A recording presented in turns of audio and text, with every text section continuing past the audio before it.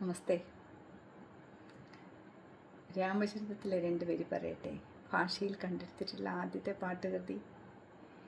ഓതയിൽ തുയിലു മണ്ണൽ പിന്നുളാർ പുകഴവേ ഊഴിയിൽ തചരതൻ തനിയനായി അവതരിത്ത ആദികാലമുള്ള അരും തൊഴിൽകൾ ചെയ്ത് ആഴിമാനിനിയെ മീണ്ട വഴി കൂറുവതിനായി. ഇത് 9ാമത്തെ പാട്ടിലെ അവസാനത്തെ 2 വരിയാണ്. ആദ്യത്തെ വരി എന്താണെന്ന് പറയട്ടെ. മീത നൽകുക കവീന്ദരിൽ മുമ്പുടയ വാലുമീകിയും പിന്നെ വ്യാതനും എനിക്കധികമായി വേദവിത്തു നല്ല അഗത്യൻ ഓരോരോ വേരുതിർക്കിന തമിഴ് കവി പടയിത്ത മുനിയും. അടുത്ത വരിയാണ്. ഓതയിൽ തുയിലു മണ്ണൽ. ഓത, തുയിലുക, അണ്ണൽ. ഇത്ര മനോഹരമായ വാക്കുകൾ. ഓത എന്ന് പറഞ്ഞാൽ സമുദ്രം, തുയിലുക എന്ന് പറഞ്ഞാൽ ഉറങ്ങിക്കിടക്കുക, വിശ്രമിക്കുക.